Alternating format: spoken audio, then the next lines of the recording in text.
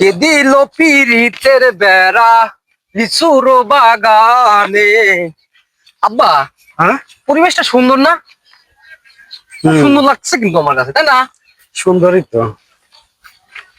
জামাই বেটা, অনেকদিন তো আইসাও কেন আব্বা, কোনো সমস্যা? না। ওই তোমার ব্যবসা বাণিজ্য ক্ষতি হয়ে যাচ্ছে না?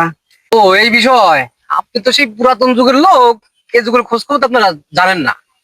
এই দেখেন, ব্যবসা চলতেছে আমার, কর্মচারীরা এই যে কাজ করতেছে, খুব সুন্দর ব্যবসা বাণিজ্য হচ্ছে।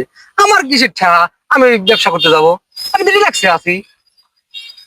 না বেটা, ওই এলাকার লোকজন করছে জামাই তোর মেলা দিনই আসলে যা, এটাই না তো।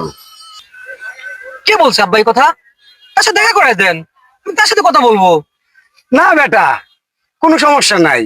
কি জামাই আছে শ্বশুর বাড়ি, কি রাখি কইলে ও চিন্তা আমি করতেছি না বেটা। তোমার যতদিন ইচ্ছা তুমি থাকো।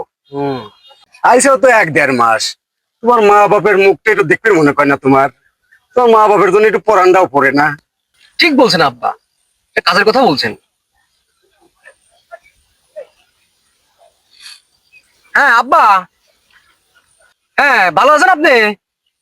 হ্যাঁ আমি আছি ভালোই। না না, আমি আসবো না, আপনি মার সাথে করে নিয়ে চলে আসেন, এসে 1-1.5 মাস থেকে যান। বেটা, তোমার বাড়িতে আর কেউ ছিল না? এই যে আব্বা, তুই ভালো কথা মনে করে দিছেন। হ্যাঁ আব্বা, ওই রেখাকেও সাথে করে নিয়ে আসো।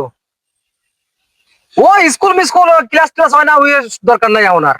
আসে 1-1.5 মাস থাকা যাক, সমস্যা হবে না। হ্যাঁ নিয়ে আসেন, সাথে করে নিয়ে আসেন। ঠিক আছে।